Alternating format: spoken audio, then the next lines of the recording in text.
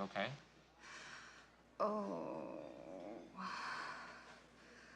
Oh, God. Ooh. Oh, God. Oh. Oh. Oh. Oh, God. Oh, yeah, right there. Oh. Oh. Oh. Oh. Oh, God. Oh. Yes. Yes. Yes. Yes. Yes. Yes. Oh. Oh, yes. Yes. Yes. Oh. Yes. Yes. Yes. Yes. Yes. Yes. Oh. Oh. Oh. Oh, God. Oh.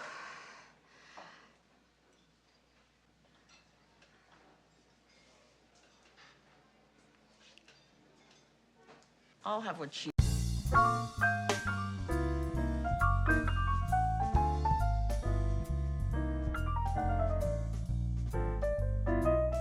Yeah. But let's go ahead and dive into When Harry Met Sally. Speaking of love stories and Valentine's Day, because this is a very interesting movie um, because as we're doing our tribute to Rob Reiner, we're looking at a select number of his films. For God's sakes, he's done movies that kind of span the gamut of genres. We've Totally. got this. This is Spinal Tap is the definitive comedy film if you want to get your laughs and also kind of get a sneak peek at the music industry. In a few months, Lee and I were going to do a review of A Few Good Men because it's a great example of the courtroom drama, of which he is a huge fan of.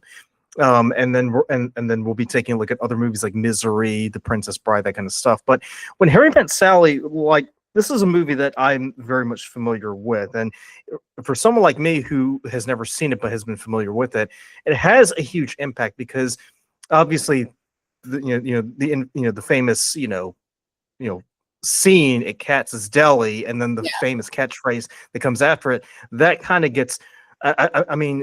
For some, for an ordinary layman like me to have never seen the movie, but to be familiar with it and actually know where that Right. quote comes from, it speaks to the power of just how impactful a movie like that is. Um, and I got to say too, as I'm watching this movie, I mean, I even though I don't really understand or follow much of what's going on, it's still very, very familiar to me because as someone who grew up watching Seinfeld, you can see bits and pieces of it that kind of make you think. There's a lot of it that was percolating in Larry David's head to where he kind of just takes what Rob Reiner did with it and kind of runs with it, right? And I would even say, the episode The Mango from season 5 is Larry David's response to what we see in When Harry Met Sally. And that movie famously asks the question, can men and women be friends without sex? Right. And to Rob Reiner's credit, like, he does a pretty good job at exploring the nuances and subtleties of two people trying to figure that out as they're going, as they're maturing from, college students in 1977 up until the end of the 80s. And I was going to say, also that it kind of that the way that the movie's structured, it's very reminiscent of the movie One Day, with Anne Hathaway, that we'll see later on, because that movie also follows a similar premise. Yeah, actually, it's funny you mentioned that because I actually read the book and didn't watch the movie because One Day. Yeah, because it was Okay. it was a really, really good book, and I didn't think I needed to see the movie, to be honest. And at the time, I Well, it's a wasn't. good thing you didn't see the Netflix series then either. Yeah, like I didn't feel the need. Sometimes you don't feel that you're like, yeah, I think I'm good. Like that's happened to me sometimes with books that I've read and really, really enjoyed, and I thought it might potentially kind of ruin it and not it's like the expectations are too great. And I think that's unfair sometimes, on the actors and the filmmakers, whatever, because the filmmakers are entitled to have their own interpretation. And if you want it this way and they're interpreting this way, right, that, it's, they have the creative freedom to do that. And that's fair. but I just, I really, because it's a British book, but like I thought, it was recommended to me and I was like, this is really, really good. And I thought there's no reason for me to ruin it with the book, or as you said, I didn't even know there was a series. So like, yeah, no, one day I read the book, I said, this is fantastic. And that was it for me. So that's kind of a unique thing, but kind of in my opinion, I felt when I think of When Harry Met Sally, I think of it, and then this might not be true in terms of the timeline movie wise with rom-coms, but kind of part of the birth of the rom-com. And when I was watching it, one of the things I thought of was more contemporary rom-coms, or when they were good, I guess you could say, a lot of times this was the audience rooting for the woman to find love. And she's in whatever, kind of situation where she's struck out, she's, yearning to find the one, whatever. And, women are ultimately put in that position that she's in. And so you find yourself rooting for her. And rom-coms in that way, kind of more contemporary ones, I think kind of lean more towards that plot point, right? Like where you're rooting for the actor, whoever it is, to find love, to find the one they want, blah, blah, blah, blah, blah. And When Harry Met Sally is really not that. I don't think maybe I'm wrong. I don't think Sally and Harry are people you root for. Personally, I don't know how you felt, but I don't see them as people that you're rooting for. When you watch it, are you rooting for them to be together? That's kind of different, right? And I don't know that's necessarily kind of how I saw the movie. I was kind of enjoying the dialogue and kind of the perspective about men and women's relationships, kind of. And I thought that's kind of more how I enjoyed it. Well, to go to your point about about it being one of those early rom-coms, you could say that what they were doing in When Harry Met Sally was kind of laying the foundations of what a rom-com would be, upon which future rom-com to kind of build upon. I mean, because keep in mind too, because Cheers was pretty big back in the 80s. It was 1989. Yeah. So you had the whole Sam and Diane kind of, drama going on in between. So it's kind of like, I wouldn't say it was uncharted territory, but it was one of those fields where people were still trying to figure out what was going on, because up until that point, when people dealt with romantic situations, it was pretty much, in a much more dramatic fashion. I mean, big one that comes to mind was the movie The Way We Were, with Robert Redford and Barbara Streisand, and that and it kind of dealt with romance in a very in a very serious manner, right? Because we see these characters, because we see these characters, go through a relationship and they come to find out they're not meant for each other. And I wouldn't say it's tragic, but it's kind of sad that it didn't work out. Whereas here, it's like, you could say that they kind of undergo something quite similar, but there's a bit more levity to it. Like we're not as inclined to feel guilty about it, Right. And yeah, but The Way We Were is so interesting that you bring up, because if you are, and maybe you are not, a fan of Sex and the City, they make that parallel in The Way We Were, because the implication is she was just kind of too much, right? She was remember, she was the activist. She had to do like all this stuff, all these things, right? And so he ended up with a nice, quiet woman, whatever. And that's kind of how they portrayed Carrie Bradshaw in Sex and the City with Mr. Big, right? Because they were in this relationship and she thinks they're headed for marriage.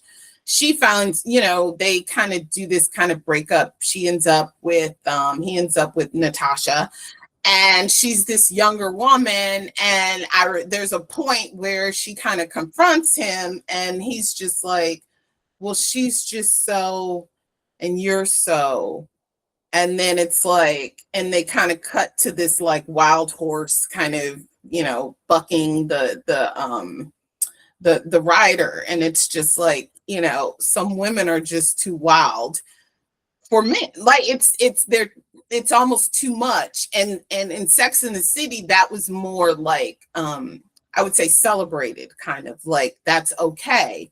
Right. It's interesting. That's the parallel. When I think of The Way We Were, because they make the comparison in the show to Robert Redford and Mr. Big. So yeah, that's kind of interesting. But to add on to that point, I mean, Barbara Streisand plays a complicated woman, right? And you kind of feel like with this movie, Rob Reiner is almost taking the piss out of it by making Sally a complicated woman, because she does. And Harry even calls her out on it and makes fun of her for the way that she orders things. It's got to be this, this, and this. But you have to have the balsamic vinegar on the side. You're just supposed to incorporate. Yes, it is. Exactly. Best. But you see my point here. But you see your point. Yeah.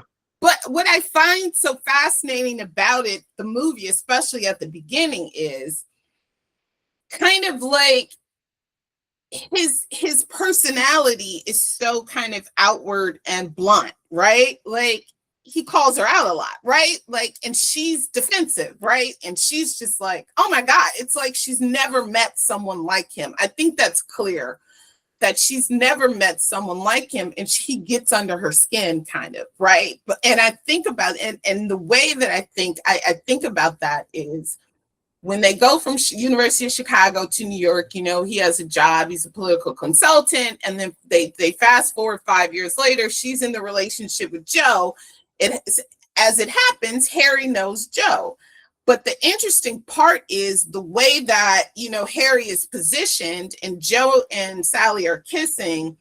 Sally sees him and she thinks that Harry is going to say something to her because she recognizes him, but he doesn't immediately recognize her.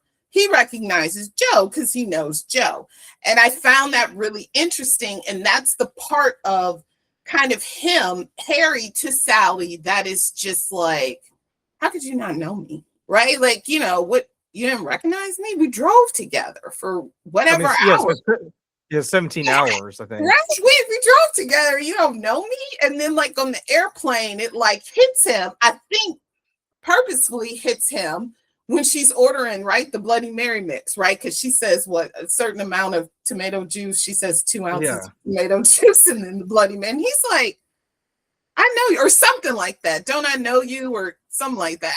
I thought that was a fascinating kind of exchange, because it kind of showed kind of how they, well, not really they, but how the effect he has on her, kind of, like she kind of, it just, I don't know how to describe it, like, but he gets under her skin, right? Like she like totally does, like, and I found that a fascinating expression of that. Yeah. Well, I mean, what's also too is the fact that Harry is a very observant character. Like he notices those little things, and I would even add that the more peculiar, the more idiosyncratic a person is, the more that he's going to take notice of it, right? Because I mean, you move to New York, there are like thousands and thousands of people that you run into all the time over there. It's just that when it comes to Sally, like he doesn't like.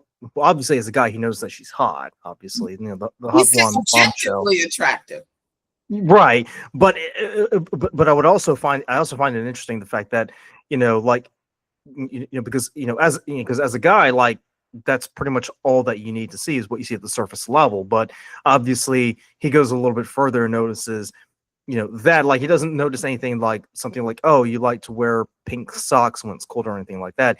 Like, it's that particular way that she likes to complicate things by, I guess, making things complicated for the people who are serving her by having all these demands about what she wants in a drink or in a dessert or whatever, Yeah, I mean, the way he looks at her, like in the cafe when they're driving from Chicago and they make that stop. I mean, they don't really specify exactly where they were, but he was kind of really studying her.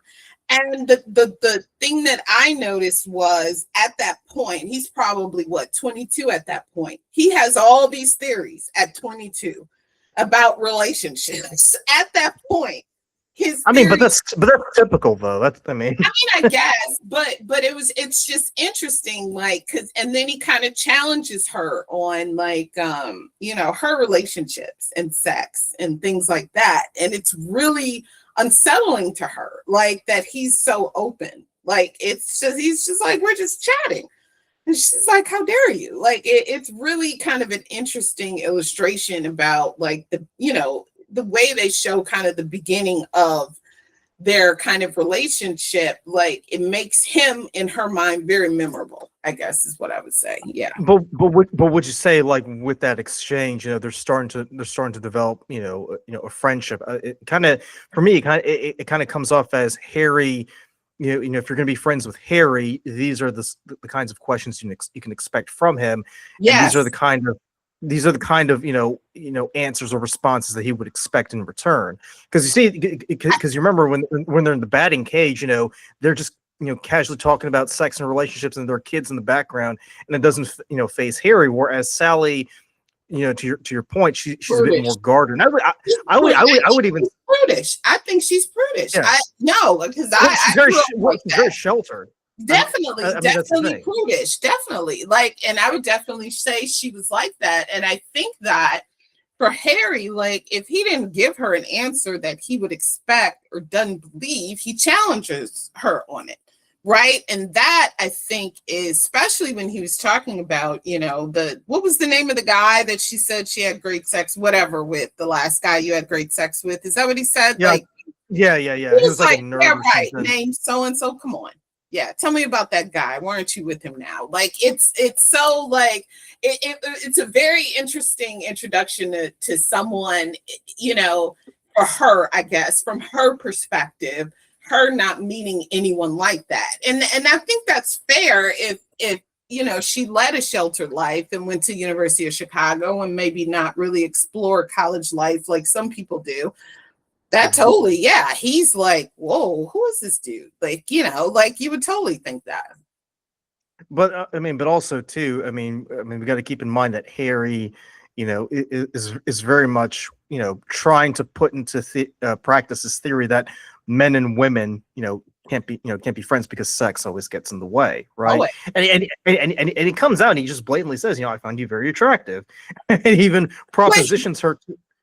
But do you think he's propositioning her? Because I don't. I really don't. I mean, So do you think so to follow on that point, so do you think if he was propositioning her, he would put a bit more effort into it? He would have. And he's like, because I guess the situation is this is her best friend or college roommate or whatever, and they're both going the same way. So they say, well, let's just ride together to New York. I have no idea who you are. And it was just interesting that he said, what was her name? And Annie. Shoot, I can't remember the friend's name, but he said, she never mentioned how attractive you are. And she's like, what are you talking? And he was like, no, I think empirically you're very attractive. And she's just, and she took it as you're hitting on me.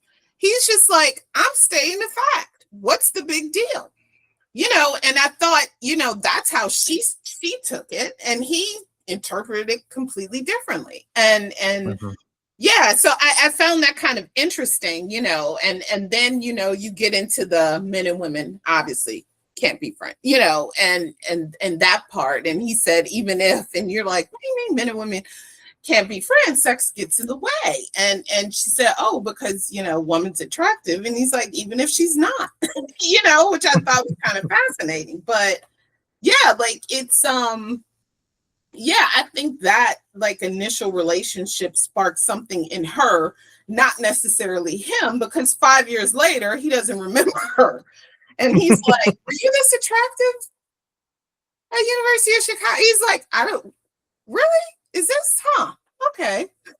Oh, well, I think it was the hairdo that yeah, she completely changed her hair. She did the whole feathery thing or whatever, because I think we're picturing the 70s, I guess, she kind of feathered it more, but it was a bit more professional, you know.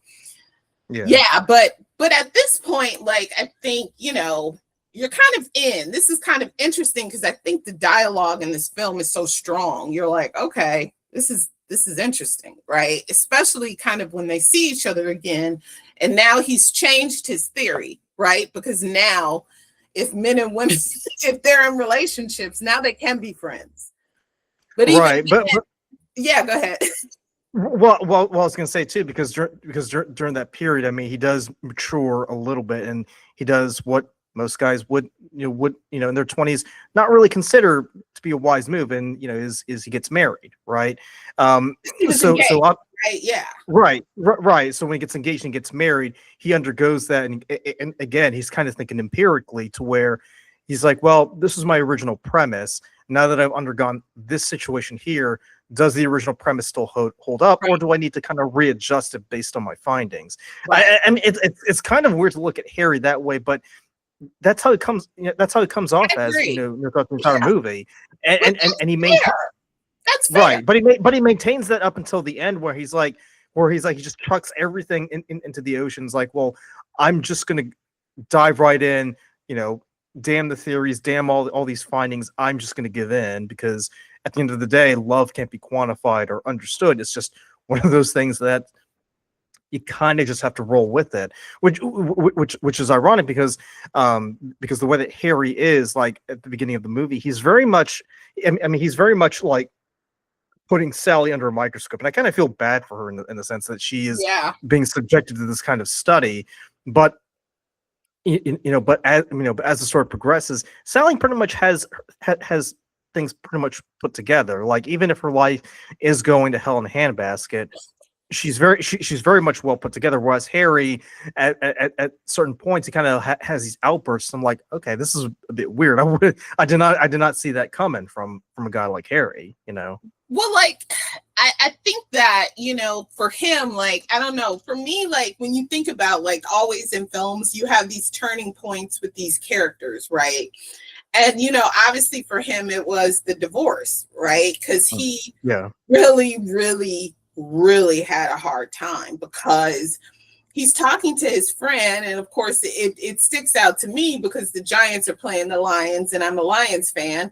Like, they're talking about, kind of the lead up to her saying, okay, I got a sublease, I'm moving out. And the conversation that they have, and there's moving people downstairs. And he's just like, whoa, whoa, whoa, whoa.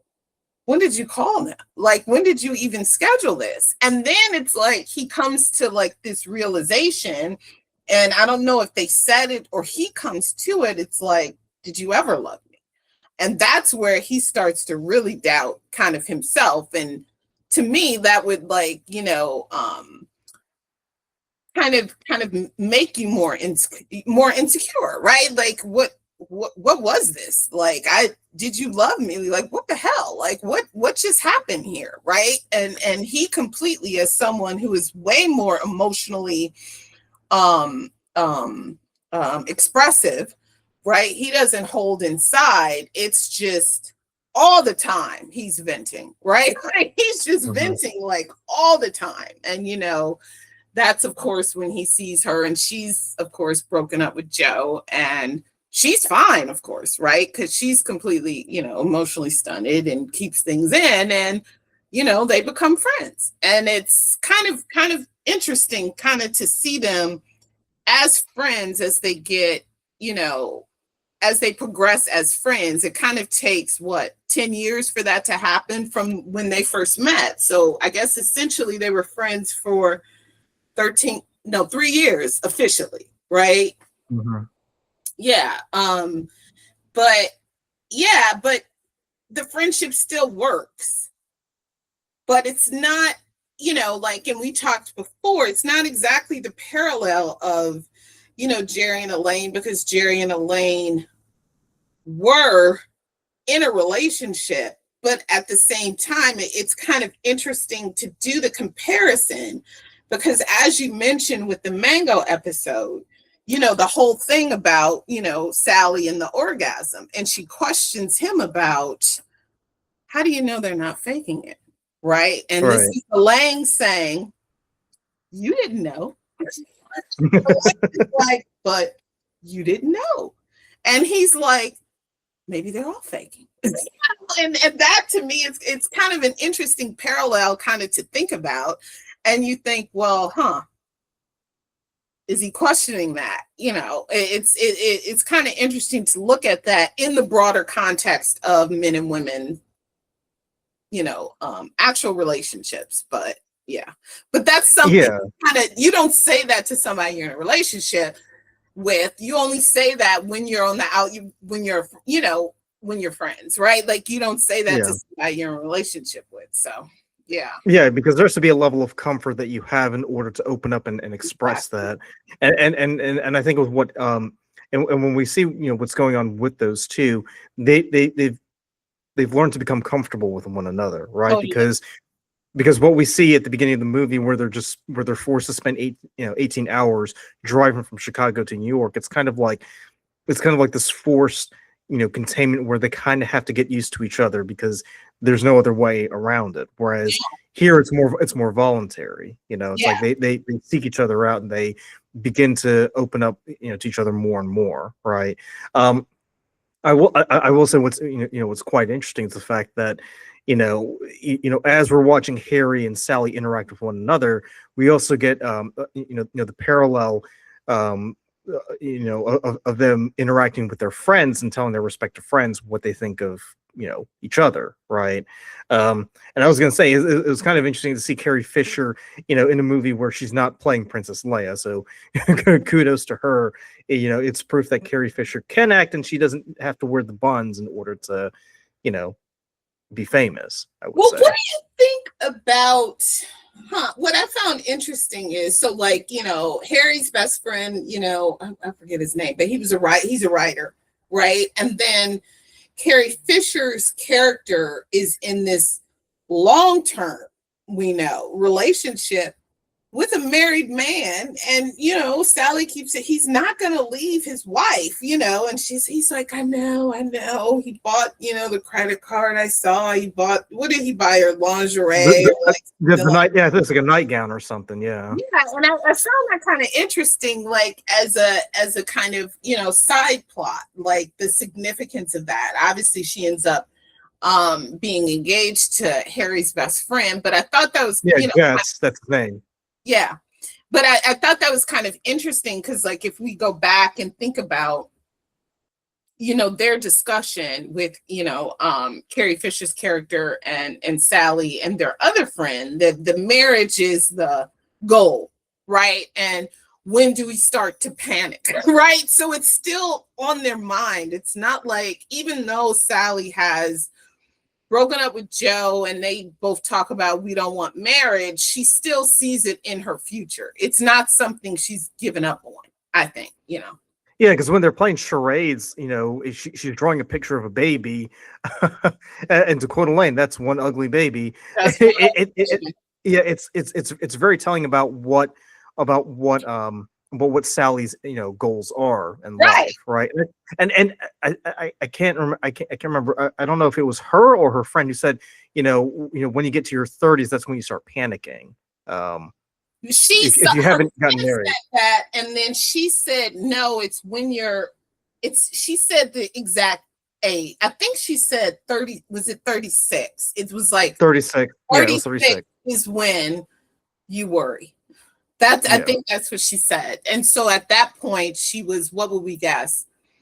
31 or something like that. So she was like, I'm not worrying just yet. So yeah, I thought, that whole part. And again, we're talking about most of the film. Again, this is not a big budget film, right? We're not seeing big, explosion, obviously anything like that. This is a very low budget film, and it's driven by the dialogue by the great, rest in peace, Nora Ephron, right? Like the dialogue is amazing, to me, amazing, talking about relationships and expectations. And I think for me, like, one of the things that struck me was the development of the friendship, and then there's a turning point. And I don't know when you thought when it specifically happened. We know when we saw it on screen. Like, I don't know if it happened when they had the argument, when their friends, are arguing over this coffee table and do you like it and do you like it? And, Harry's still upset about, the divorce.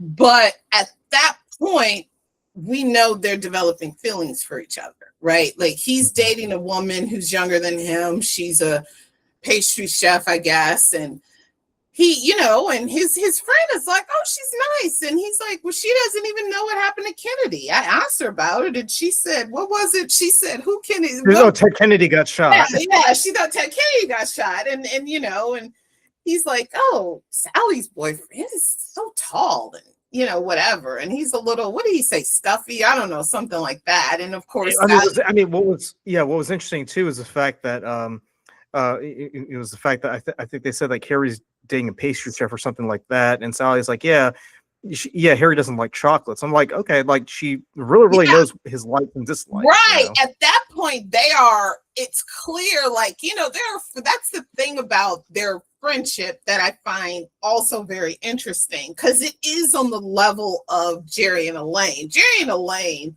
don't just see each other once a week. They spend a lot of time together, right? And so Harry and Sally are like completely, they're on the phone watching movies, right? They are taking walks together and saying, they know everything. I think my brother-in-law said this to me one time, and this applies to relationships, but he was like, whenever you're in a relationship and it's going good, there should never be any uncomfortable quiet moments, right? No where you're pauses, looking right? for something to say, right? Yeah. And it's clear that's not them, right? Like that would never happen with them. So yeah, they're friends, but it's a elevated level of friendship. It's extreme. They're extremely close.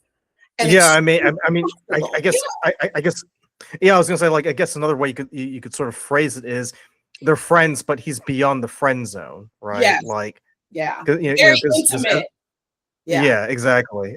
So, but what I would also add to that, as well, is the fact that you kind of get the sense that this is something that Sally wouldn't really discuss even with her female friends too. Exactly. And that's the thing too, where there are certain things with female friends that you don't really say, because there's a part, and this is where Harry, his personality kind of is comes in handy for her, because she might say, well, how do I look in this? And you're female, they might just want to pacify you and not want to make you feel bad. Well, Harry's going to tell you the truth, right? And she knows that, right? Like he's going to be upfront with her, right? And I think that kind of comes to a head when they have like their first kind of big argument.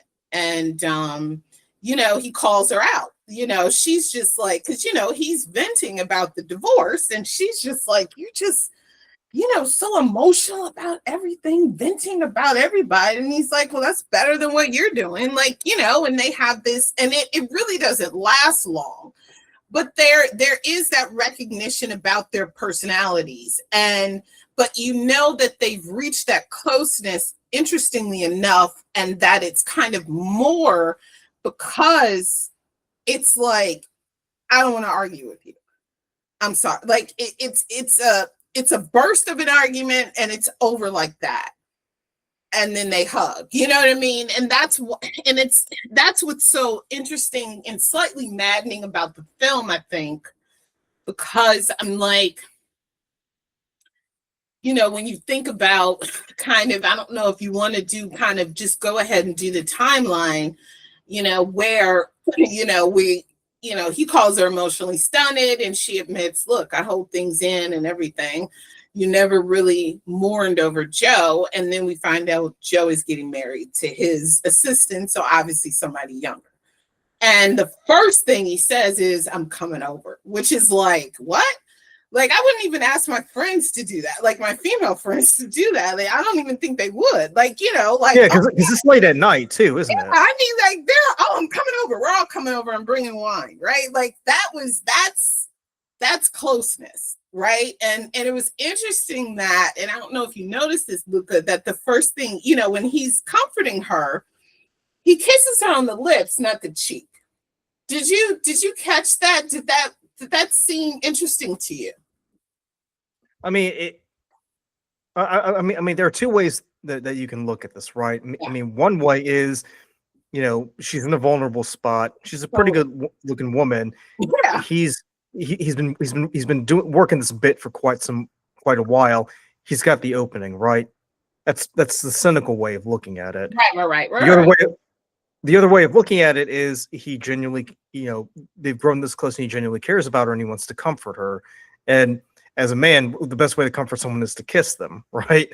I mean, those are like the two ways that I walked away thinking, and both of them could be pretty valid because we know Harry is the kind of guy who is very uninhibited. Like he's very open up and upfront about what he wants. Yeah.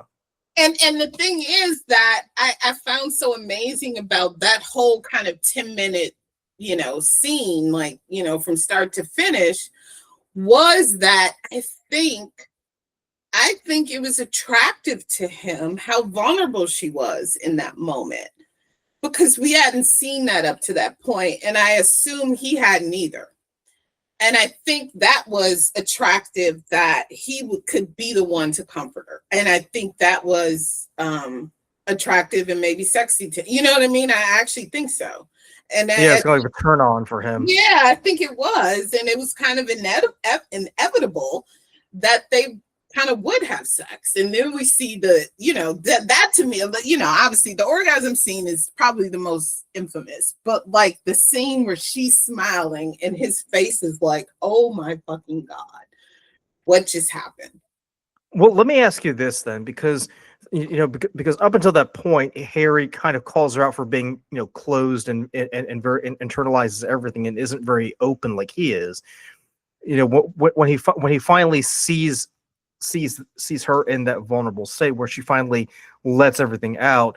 Do you kind of get the feeling that, I finally find you attractive because you're not this wooden person, like you actually have agency and you actually have emotion, and you're actually someone who I can totally relate to because I've gone through something like this, and now I finally have someone who I can truly connect with. You're not just a shrink who's just listening to my problems. You're someone who can actually empathize with what I'm going through. Right. And I think that's in the initial kind of, start to the friendship. That's why they were able to be friends. Like, I don't think while he did find her attractive, I do think there were some characteristics of her personality that just were maybe no-goes for him, to me. And that's why it was easy for them to be platonic friends, I think. And I think that was the turning point. And it was just like, oh my God, you're okay. You're actually a person. Oh my God, yeah, like okay, this changes things. And as we saw, because this happens by that point, I think there were about maybe 15 minutes left in the movie. At that point, that's to me the turning point, right? And I think she thought that moment of them having sex would be more of a turning point, even though she thought it was a mistake. And they go to dinner. She was upset at his reaction. Why? Because he wanted to leave? Well, that, but also that he agreed it was a mistake. That's kind of how I saw it. I think their friends obviously wanted them to be together, as we know. But I do think she was just like, wait, you thought it was a mistake too? Like, and you didn't think this was a bigger deal like women would do, right? Like, than your normal, like, sleeping around with all these women. I'm not all those women, right? That's how kind of I interpret it. And I know you might interpret it a bit differently, but, and that's where like, she's just like, I am so done with you. And he's just like, wait, what? Like, but at that point, Luca, this is where kind of I wonder, because this is kind of the point where it could go the way Nora Ephron wrote it for, right? Or the way that Rob Reiner thought changed it to, right? And so at that point, this is kind of the turning point. He's calling her, she's ignoring him. Like in your mind, where did you see it going or should have gone? I kind of thought at that point, they kind of written themselves into a corner. It's like, well, how exactly do we get out of this, right? Because everything was going great up to that point, and then you kind of have to wonder, well, how exactly can this end, right? I mean, if we do the Seinfeld ending, they have sex and they're like, yeah, this is a mistake. Well, what do we do? Well, I guess we can go back to being friends and just both agree to disagree, or right, or we can go with the classic Hollywood ending where it's like, oh, I just realized you're not just a notch in the bedpost. You're actually someone very, very special, and I want to be with you. And I'm like, okay, well, I mean, it's kind of clear about what option you should go with, but obviously it's the 80s. It's the era of everything has to have a feel-good ending. And it's Hollywood too. So, I mean, you definitely want to have the classic Hollywood ending because you want everybody to feel good coming out of the movie theater, right? It's interesting what strikes me too when you think about the vulnerability she had, and I wonder if it did kind of unleash something in her, only in the sense that when we have that penultimate moment at the New Year's Eve party and she's hanging with her best friend Carrie Fisher, and her, I think at that point they had gotten married, and they have that point, and he tells her and he professes his love, and she's so emotional, right? So that did not go away. It's interesting that she does let that out because she says, I hate you. And at that point, I was like, I totally get it. Like, what are you doing to me right now? Like, you said this was a mistake and we had sex and that was like a big deal. You know, we were best friends and you were fine with moving on. Like, it was nothing. And how could you do that to me? We've been friends for so long. We're whatever, all this. And it's just like, how could you do this to me? Like, and it's just all those emotions, she just couldn't contain them. And I thought that was very relatable, you know, for her to open up like that. Because she felt like she was being taken advantage of at that point. Like, what are you doing? This roller coaster you got, like, what are you doing to me? Like, what is this? You know, and so it was interesting that, you know, Rob Reiner shows him kind of pondering and he sees a couple and he's just like, you know, because I think I told you before we went, you know, recorded that I kind of saw him as someone that was like, I got to have her in my life. I don't know how that's going to happen. Like, she has to be in my life. I'm going freaking crazy, man. Like, this is not what I want. You know, this isn't working for, you know, like, and so like, I guess I could buy the Hollywood ending that he's just like, maybe I love her. Maybe that's what it is. You know, like, I guess I could buy that, but like, from her perspective, I completely get it because where do they go from here? And after we have sex, Harry, you're just like, what? It's nothing. Like, you know, and it's just like, it's not nothing.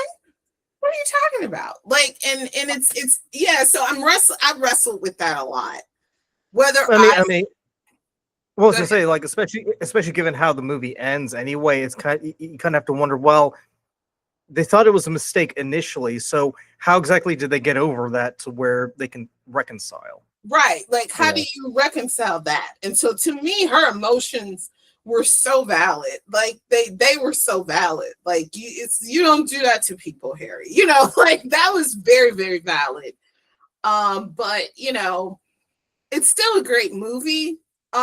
But let's just do an exercise. Like, how would it play out if they say, how do they come together and say we're better off as friends? I'm really, really curious what that would have looked like. I realized that I think the plot was they must meet up and say, we both agree this was nothing and we can be friends. Like, I have no idea how that, I don't know, if it's not that I don't see it, I just wonder how that plays out. But you got to go back to the premise that Harry said at the beginning of the movie. So then does that mean that Sally finally concedes to Harry's point?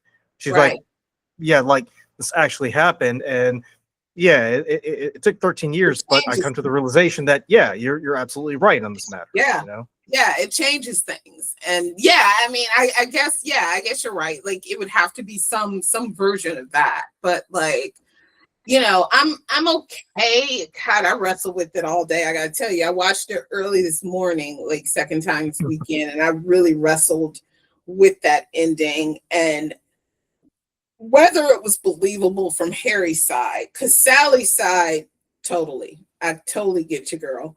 But like Harry's side, I'm just like, dude, really? Because I mean, this was the second marriage, so it's like, well, how do we know that there are guarantees that that's not going to fall apart like the first marriage? Do you think that? Is that what you thought? Like the ending, first of all, the ending where this is one of the cutest things about the ending I found. When they do as we know, because we didn't mention this, they do these little vignettes, right, with couples. They're all older couples about how they met, and all the stories are all very, very different, right? Like they're cute, right? Because the one guy, he's like, yeah, that's when I was with Barbara. Yeah, Barbara. And then I was, and we were at a funeral. And I was with so-and-so. No, Denise. Yeah, Denise. So anyway, but what I found so cute about the ending was when they talked about the wedding, and she says, and we had this amazing coconut cake with chocolate on the side. Because and was it Harry that said, yeah, because if you put it on the cake, it's soggy, and he's just point completely intertwined with her particularness, whatever, because she's the particular one. She would want to have chocolate on the side, right? And I mean, but at that point, he's kind of given into that. Like he's no longer like exactly what was so cute. And he was like, and she's like, yeah, because this is what happens. And he's like, yeah, right. And then they end, and I thought that was really cute. Yeah. I like to think of it as like Harry's finally like, yeah, sure, whatever. Of course, yeah, okay, yeah, right, yeah. Like, hey, I mean, as the saying goes, happy wife, happy life. I felt like he's like, look, it's a fair point. Chocolate, look, the sauce will make it soggy. It's a fair point. So, I mean, I had chocolate sauce on cheesecake yesterday. Didn't make it soggy at all. So I don't know. That's pretty I can't really speak to that point. But another thing too is the fact that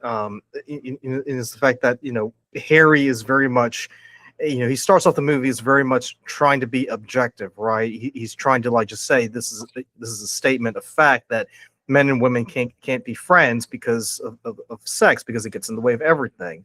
And then when Harry and Sally do sleep together, it's like it almost becomes like a self-fulfilling prophecy. Totally, really, because when Harry sets up that premise, it's almost, whether consciously or subconsciously, it kind of guides his actions afterwards, right? And maybe it's because he's a guy, like he's expecting, well, this is how if A and B happens, then C has to happen, right? Whereas Sally's like, well, if A and B happens, then F happens, or G happens, or Q happens.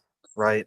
Yeah, and that's the part, like in the wedding, where they have that big argument, and he's so laissez-faire about the whole thing, like, and she gets angrier, and like it just.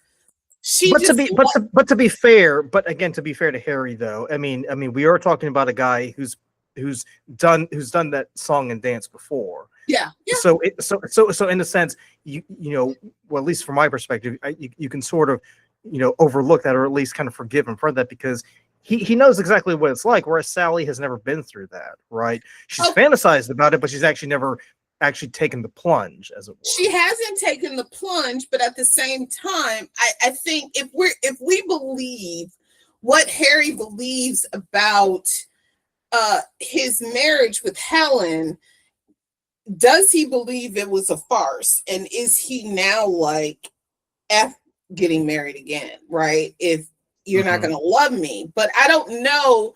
Then the tension for me is, why would you think that with Sally? You wouldn't think that with Sally, right? Helen, okay, fine, right? But you're not going to think that same way with Sally. This is a completely different person, and you know her. And I, as a woman, would be so upset if I had that type, the relationship they had. We had sex, and you're just like, meh. Like, we shouldn't have done this.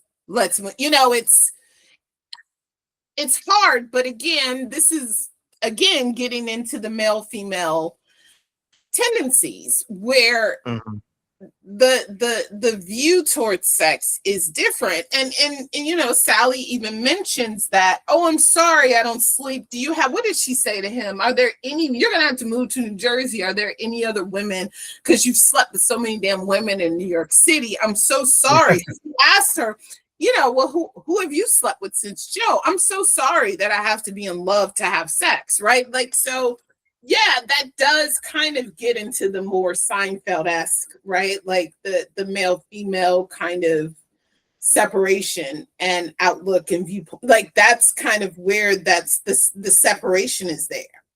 And I do think Sally is like, it's me. What are you? I'm not this random chick. This is me. What are you doing? Like, and I think that's where, like, it's just, and that's where her emotions, and I don't think after, the vulnerable, after that, she was just all over, she was just spilling everything about how she felt, which was kind of fascinating to see, like, that turning point in her. Like, at that point, she was no longer closed off, no longer, like, keeping things in. Like, it was like a free-for-all. Like, no, that's no. Nope, I'm not. Yeah, so. But I mean, to the point though, you kind of, at the same time, you kind of have to wonder, why is Sally so keen on intertwining love and sex, into one thing, whereas Harry, for his part, finds a way, or kind of puts himself in the mindset to disentangle the two, where they're not mutually exclusive, integrated. Really, they could be exclusive factors where, you can go out and have a good time, and have as much fun as you want, but at the same time, that doesn't necessarily mean you have to fall in love with whoever you spend the night with, right? Yeah, and I kind of feel like with Sally, it's kind of like, with Sally, like the reason why she's upset, it's like, well, I've laid my cards on the table, you've laid your cards on the table. How come you're not going with what I'm laying down here? Because this is how I feel about it. Yeah, but also how I feel. And I don't know if it's fair to say, like, and I guess, like, aside, and I recognize the differences with men and women. And that was, to me, was illustrated by him describing the woman he went on a date with. And after, what did she say? Oh, she went to Michigan State and Helen went to Northwestern, right? And it was a horrible date, and she was like, I'm so sorry. So, and I don't know if Sally said something about, I'm sorry you didn't have sex. He was like, what do you mean? Of course I had sex with her. He's like, what? Of course I did. What? Like, yeah, of course I did. And she's so shocked. Like, she's like, what? Like, you didn't have a good date. Like, that's not how it works. And he's like, yeah, that's how I operate. Yeah. And that's where the divide, I think, comes in, that the film kind of showed to me. Like, that's one of the examples, I think. She was just like, what? You had sex with me? But the date was bad.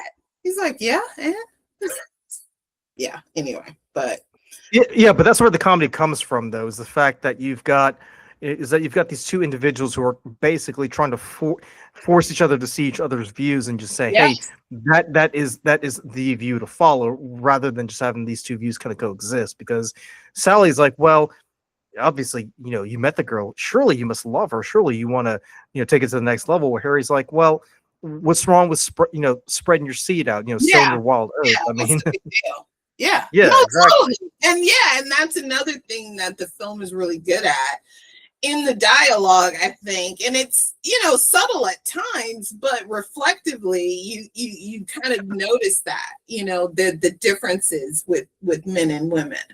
And it does such a good job of that. This, to me, is not a film where you root for either of them. And I don't even know if this is a film where you root for them to be together. Do you think the film tries to get you to root for them to be together?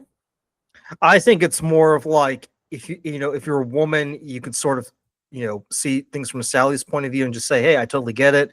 Whereas if you're a man, you can be like, Sally's got some good points, but my boy Harry, like I gotta Right. stand behind my boy Harry.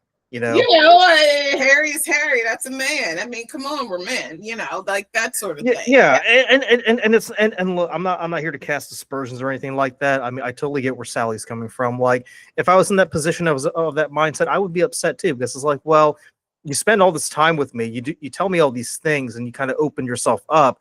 I mean, give me some credit. I thought I would mean a little bit more to you, rather than just being another slam piece for you. But right. but then to Harry's credit, it's like, well, I did it my way, and then I did it the conventional way, right?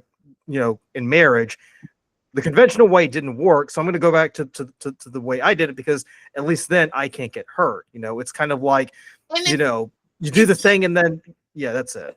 Yeah, no, I'm sorry to cut you off, but I mean, like, it just occurred to me, like, if you're in a marriage and apparently you were in a marriage with someone that never really loved you or whatever, you'd be like, F women. I mean, like, honestly, you'd be like, I wouldn't say F women, but you'd be like, you'd have a more you'd have a more cynical view of women. And I kind of feel like, and a part of me kind of feels like the way that the reason why Sally was a bit upset is it kind of at least for her, kind of felt like, so this is your revenge against Helen and women, like you're gonna do this to me. Women. Like, yeah, it kind of Harry kind of, and to be fair, like I don't necessarily condone what Harry did, like if that's his mindset, but I can sort of agree with him, because I mean, because I think most guys can feel for where Harry's coming from, where we have been in that situation where we've been closed off, and then we find that special someone, we open up to them, right? And then that person just decides, and they just stomp all over your heart, and then you're like, well, what was the point of all of that? Like, this is what women said they wanted. You gave in, you did what women wanted, and this is how they treat you. Well, I'm sorry, but I mean, if this is how women are behaving, like they say one thing but then they're acting another way, it's like, well, why should I put any trust or credence then? Because they're just gonna do that. Yeah, no, I you can totally understand it in that way, in the context of his divorce. And it's wild because I've never been married, so I can't say, yeah, Harry, come on, it's been so and so years, you need to get over it. Like, I think that's unfair to him to do that. Like, right, like, that was, I'm sure at that point, when she told him that, it was a complete and utter shock, right? I mean, it was a complete and utter shock to him.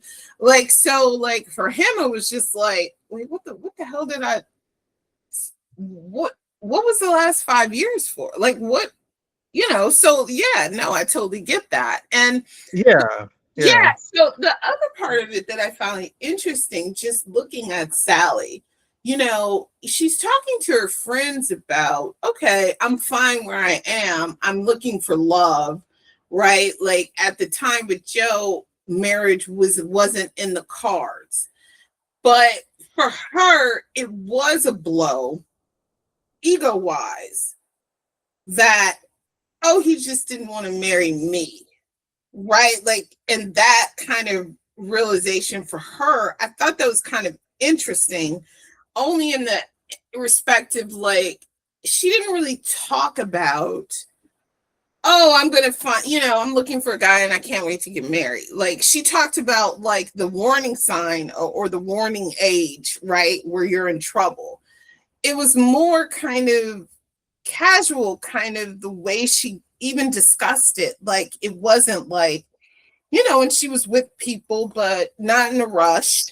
Oh my God, I gotta find somebody, kind of. And that was kind of interesting to me, like just exploring kind of her character's evolution, kind of relationship wise. Like, did she feel after Joe, a few years after, okay, now I'm ready to get married? And that's that I didn't know. I don't, I didn't know from her perspective where she kind of saw her relationship evolution, or if she was even ready. And I wonder if she thought she wasn't ready, because I feel like she thought that when she broke up with Joe, that she wasn't ready.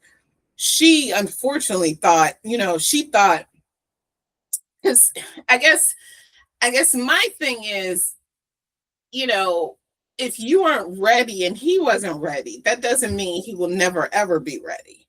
So if he got married, you're mad at him because he didn't marry you, but you're still open to marriage. Is it more along the lines of she's mad at him because he wasn't ready on her timetable? Yeah, I think that's probably what it was. Like, but at the same time, I wonder if, I guess I saw her and Joe's relationship more as, this has run its course. We're not getting married. We're together. We're living together. What's the next step? And that happens. I know that's happened to me in relationships where the next step needs to happen. This is just, we're kind of plateauing kind of in a way, and we're not trying to go that next step. So at this point, like, what else is there? Kind of, we're just kind of there, right? And as a guy, that premise has always baffled me. It's like, well, like, you want to get to the next level, but what happens when you get to that next level? It's kind of like that proverbial saying, the dog chasing the car. Like, like once you've caught the car, like, where, like, what happens after that? And right. and to Joe's credit, I kind of feel like with him, it's like, well, like, you set these benchmarks and you say this is where the next step needs to be. Right. Well, but what happens at that next step? Like, what's the objective? I mean, I hate to say this, but what's the objective goal? Like, what do you want? Because, like, I'm here and you have all these expectations of me. Like, if we get to that next goal, like, what additional expectations do you have afterwards? Right. And yeah, because, like, remember she told that story about her being with her friend's daughter, and she was like, they were playing, what is it? What is the game where you see, what do you see, or spot the whatever? I spy, yeah. I spy, and she's like, what do you see? I see a family.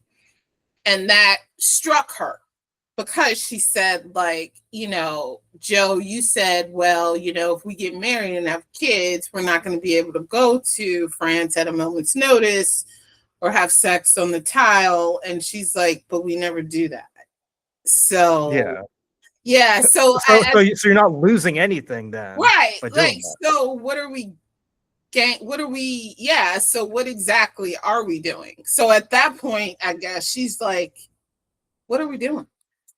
So right. But I think at that point, I think Sally comes to the realization of, well, this is my expectations here, but wait, like, what do I want out of it? Because is this something that I really, really want, or am I just setting it because everybody else is saying this is what I should do? Yeah, I think her friends. Yeah, totally. That's kind of how I see it. Yeah, like, that's what her friends are saying. They're in her ear. Like, she just broke up with her friend, and her best friend is like, let me look at my Rolodex. What about this guy, Alex? Yeah, I've dated him. Oh, okay. What about him? Like, they're like ready to get her back on the horse, right?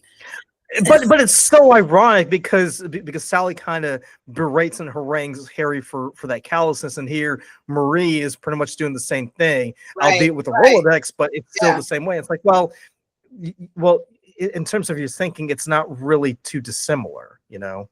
Yeah. So I thought that was it's interesting, kind of to look at what I'm still kind of baffled by that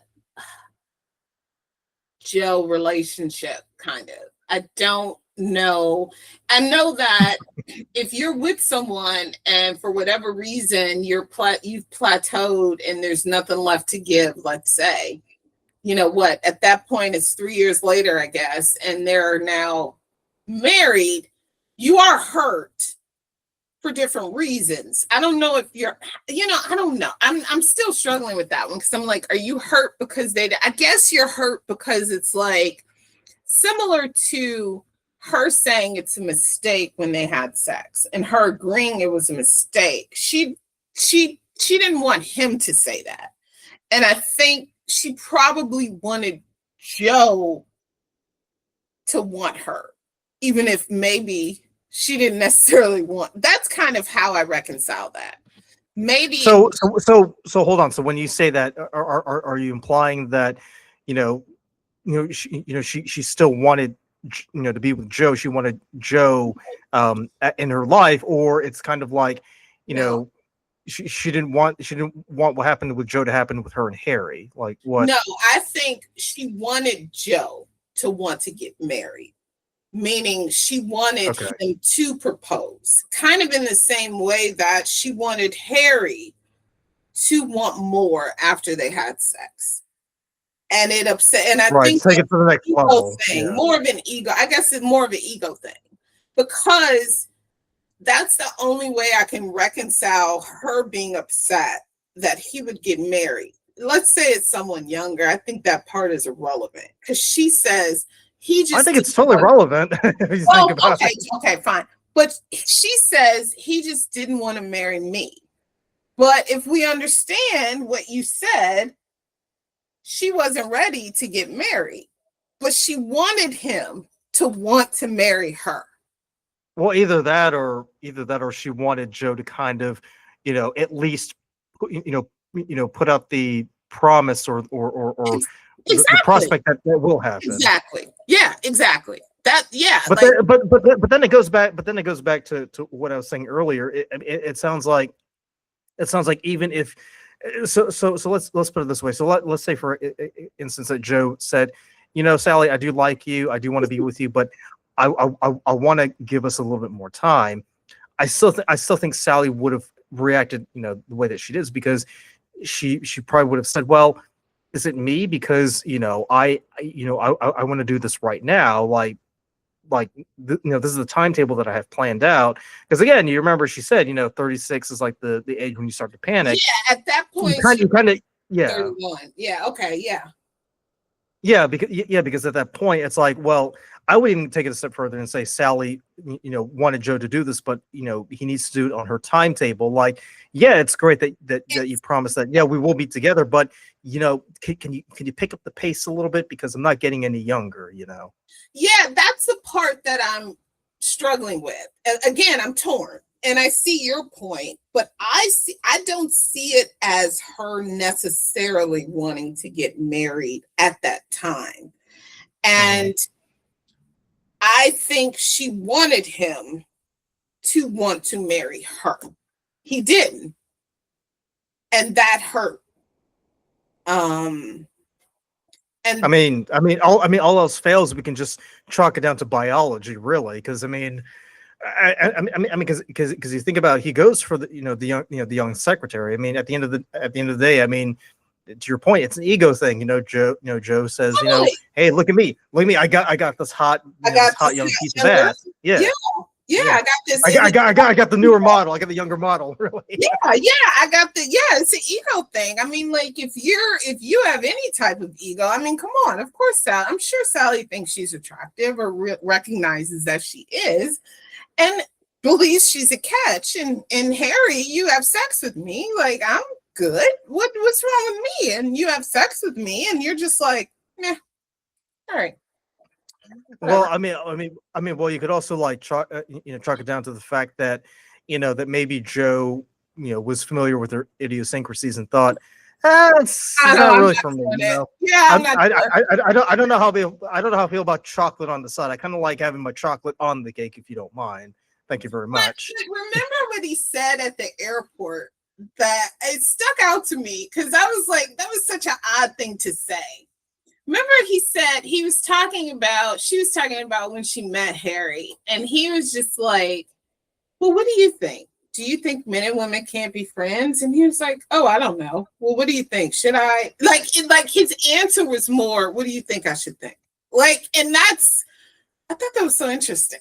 Well, what do you think? Or no, he was like, I will if you want me to, or something like that. Which I was, Yeah. So the what was question it? was like, it was about having female friends, Yes. and Joe basically says, well, no, I don't have any female friends, but I can get some if you want. Yes. Which I thought was a really, really good move. And I was like, and like when he said that, I'm like, huh, like that actually does make a lot of sense, because most That's guys, really we hang out with other dudes. Yeah. I mean, yeah. I mean, and if you think about it, it's kind of like a safe space when you hang out with other dudes, because you can just like talk about whatever and not feel awkward. Whereas, when with women, it's kind of like, I mean, it doesn't matter how cool the girl is, you kind of have to watch what you say, because you never know, if you say like one thing, it could probably tick them off. Like for instance, like, yeah, I mean, you're pretty, but I don't think this person would definitely want to marry you. That would probably set them off, right? Whereas guys, we kind of like to bust each other's balls and just rib each other. I'm like, yeah, she's totally not going to date you because she thinks you're gay or whatever. So it's kind of like that. It's kind of like this mentality, and if you think about it, I mean, Joe's pretty much just following, what Harry's saying, and I don't think it's not out of loyalty, but it's kind of like that's the instinct that you would have as a man, really.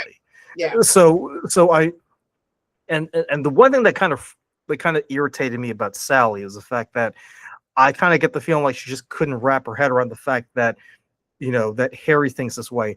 Oh, Joe thinks this way too. Is there a coincidence? Like, is there like a huge conspiracy? It's like, no, this is just the way guys think. I mean, it's not like it's not like you've discovered like a new species in the Amazon, Sally. Like, I mean, this has been going on for thousands of years. Like, Yeah. I mean, I don't know where you've been, Sally, but I mean, all dudes think like that. Even the gay dudes think this way. So it's not like she's uncovering like this. It's not like she uncovered the Rosetta Stone of male behavior. This is just typical. Well, Sally is not who I would consider to be. Well, I don't know, because she did say she had dated that guy. I don't know. I mean, would you consider her to be a seasoned dater enough to have been out there, right? Like, I think what might have happened was, like, yeah, she's dated some guys, but but the guys have sort of acquiesced or have sort of like said or done things to kind of make her feel like, oh, yes. Well, obviously Harry is an aberration and not. Yeah, she's not the the norm. outlier, right? Exactly. Yeah, I could. Yeah, I would believe that. That makes sense, actually. Yeah, but then the thing you have to keep in mind too, and you said it yourself, Harry is very blunt about it, and you could sort of take it a step further and say, well, Sally, all those guys you've been with, they kind of been lying to you. Like, I'm giving you the skinny here. I'm letting you know. And Joe and Joe kind of like hints at it too when he answers that question about having any female friends. Like, Harry's pretty much, if you want to think of it this way, like Harry's kind of like giving her a crash course in the real world, right? Yeah, he's telling her everything, and it's like, whoa, what are we doing here? Like, she's just like, okay, whoa, no, wrong, no, defensive, like completely. Yeah, it does not compute kind of thing. Yeah, totally. No, yeah, that's fair. But another thing that I would say too is that as much as much as Harry's very blunt, I kind of feel like at the same time he's kind of guiding her through this, right? Because by comparison, Sally's dated a few guys, but it's never been as serious or in depth as it should be, right? Because you mentioned the whole idea of taking the relationship to the next level. Yeah. Yeah, and remember, because he said to her, because they get to that point, and we talked about this, that intimate level, and he says to her, you should wear skirts. You look really good in skirts. You should wear skirts more often, and Mhm. that's good advice. Like, and you want to look more presentable or more attractive to the other sex. Yeah, that's good advice, right? And that's something Yeah. Harry is good for, telling you how he feels and giving you the unvarnished truth, right? Yeah. But then, right. But then to go back to that point of where they slept with each other, it kind of feels like it kind of feels like, well, we've grown this close. You've guided me and done all of this.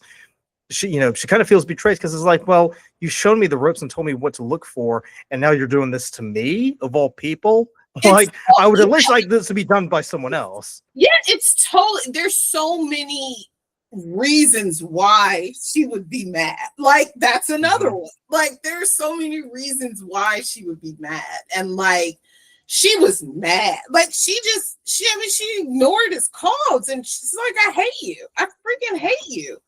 And you basically showed me the truth of men, right? Like, you showed me how men, like, I hate you. Like, it was so like raw. I thought, like, I mean, obviously you could tell she definitely meant it, but it was so real, like, how she felt. Yeah, but to defend my boy Harry, though, it's not like he killed her cat or like burned her apartment or anything like I that. just mean relationship wise, right? Like, some people, let's be honest, Luca, some people like to be in this almost like fairy tale land, right? Like, some people don't really want the real truth. If I'm being, like, do you know what I mean? Like, Like, the Taylor Swift mentality. Yeah. like that's what? No, that's not gonna happen to me. Like that, some people live in that kind of mindset. Like, yeah, no, Well, like, to add to that too. I mean, what you said earlier. They also have these expectations about what should happen. It's kind of like it's sort of like they had like the 5-year plan, yeah, of, oh of relationships. yeah, yeah, So it's like not only do they have an unrealistic expectation of what a relationship is, but they have an unrealistic expectation of what the partner needs to do in order to make this work, right? yeah. Um, Ironically, because they're very emotional, and yet they have this sort of formulaic idea of how to get to that next step, and then you're like, well, it doesn't really work that And way, then does it? And right. then and then when they're confronted with it, rather than concede to the fact that maybe this expectation Oh, is that's not wrong. as Yeah, realistic, they kind of turn on the person and just say, yeah, well, you're wrong. you're the problem. You're wrong. Yeah, you totally. I Yeah, mean, no, yeah. yeah. Go ahead. No, I was gonna say, so in contrast to your takeaway, because you said you've racked your brain over this and you've like written notes and just kind of just been wondering how to make sense of all this. For me, it's kind of simple, simplistic in the way I understand it. But again, that's just me being a guy, like, well, she's Yeah. upset because he treated her like another slam piece, and and I guess Harry kind of figured out, oh, well, maybe she's just not another notch in the bedpost. Maybe I do have feelings for her because, hey, we've actually had a genuinely good friendship, and we genuinely enjoy being around each other, and maybe you know maybe I really do care about this person. Either that, or he kind of said that just because he didn't want to come off as a bit desperate or a bit weird, um in her eyes. I think he didn't want to lose her. And I think Yeah.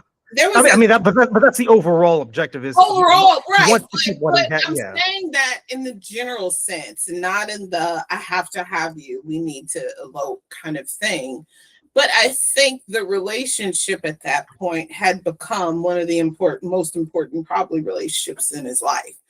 And I think part of him, like, calling her, and not giving up was like, oh my God, it's the holidays, right? And the holidays are kind of tough. Like, when you're used to spending time with and you're used to we got, remember, because I think the Christmas before they had gotten the tree together and it was all this. And he's just like, what am I going to do? what am I going to do? Like, and he was kind of lost in that sense. That's kind of how I saw it. I don't necessarily believe that it was we got to get married. I guess it's kind of I don't doubt that he loved her. I think maybe he thought, all right, we'll try, kind of thing. You We'll know, do it your way. yeah, like, okay, fine. Let's see, you know, and so that's kind of his way. Cause you know, with some people you have to approach it different ways, right? Like for her, it's like professing his love, right? Like, you know, with other women, it might be something else, but with her, it's grand gestures, baby. So like, you know, that's yeah. And I think at the end of the day, Harry kind of has to concede, you know, in order to get what you want or in order to preserve what you have, you kind of have to play their game, yes, right? Exactly. Because it doesn't because it's a fruitless endeavor to try to make them see your way because it's never going to work. No, it's not. No, I completely agree. Agree. But I really miss this type of, you know, writing and interesting films that you can kind of discuss. It's not like, you know, I'm not saying it's bad stuff out there. I don't know. The last movie I saw was The Housemaid. I enjoyed it, but you know, it's pretty forgettable for the most part. It was good, but it was forgettable, right? Like it's shallow. Yeah. And so like it's really interesting to see movies like this again. I really enjoy that, I have to say. It's great to watch films that are so well written, and directed, you know, and it was interesting. I think I've been to New York 3 times. I've never stayed over, and it made me kind of like, oh my God, I want to go to New York in the fall, right? Like the way, the direction, right? Like the leaves and everything, and then walking. I'm like, wow, it'd be so cool to live in New York. I would never do it, of course, but like that's the way the movie made me feel. Like I would love to let you know. Yeah. What I was also going to say too, because it kind of presents New York as, you know, not as this idealized place, but kind of more of like this. It's like a quirky place, really. Like it's the way that Seinfeld portrayed the city of New York, right? Yeah. Obviously, the way that Seinfeld did it, you know, there are far more eccentric people in that show than we see here in Sally. Yeah. I mean, but to me, I thought it leaned more, I don't want to say idealized, but it was almost like a life where you could have this, you know, nice apartment and, you know, walk down the street and we can go to dinner here and go to dinner here. And we're walking everywhere and we go see the museums and like all this different art, culture, food, whatever you can do. And it's just like, it has everything, right? Like that's kind of how it was presented to me. Like, but you know, there it's not the only film that has done that. So I can't say, you know, it takes all the credit. It's not the only film that's done that, but yeah, that's true. That's true. Yeah. But yeah, that was God, rest in peace, Rob Reiner. That's where he met his wife Michelle. So because she was a photographer, right? A director of photography. Was it? I think she was part of the production staff at that time. Yeah. Okay. Yeah. So. Yeah. Yeah. But I mean, a classic movie. I mean, Rob Reiner definitely made a really, really, you know, banger of film. I mean, come to think of it, I can't really think of a Rob Reiner film that wasn't good. You know. I think that it's interesting. I think that what film was I looking at? I can't remember it now, but yeah, I saw Misery recently. The Princess Bride is my favorite. I could see that back to back. It's so quotable. No, seriously, it's so quotable, and it's like I'm not a fantasy person, even though I watch Game of Thrones. But God, the acting. My favorite is Sean. What's his last? Wallace Shawn. Is my favorite. And it's just so, and Carrie, it's everything about it is so great. My name is Inigo Montoya. I mean, that's definitely a movie we can take a look at later on down the road. Oh man, God, I love that film. I mean, definitely a worthwhile movie. Definitely check it out. And yeah, I just want to thank everybody for taking the time to watch our discussion of this. I also just want to say, let us know down in the comments below what your favorite Rob Reiner movie was. And I was going to say, the next movie we're going to take a look at is All the President's Men. Yes. Just because we're getting close to February, President's Day, so definitely a great way to contrast our discussion of JFK with the Watergate scandal. With, Robert Redford and Dustin Hoffman as the two journalists from the Washington Post, and actually too, because when we did our trailer reaction for Wuthering Heights, it got me thinking about us possibly doing a review of The English Patient and Wuthering Heights with Ralph Fiennes and Juliette Binoche, because a few months ago Lee and I did a review of The Return, which came out in 2024. So I was thinking that'd be a pretty good idea if we reviewed like the two other films that Ralph Fiennes and Juliette Binoche did together, kind of put it together a compilation trilogy later on. I think that'd be pretty cool. And let's see if Elaine Bennis had a point, right? In her The English Patient episode. Did she have a point? We can explore. I mean, that's something more for a woman to answer. Like, I could care less, really. I'm I'm just more interested in the Cuban cigars, really. Yeah. But yeah, I just want to thank everybody for watching this episode, and we'll catch you in the next one.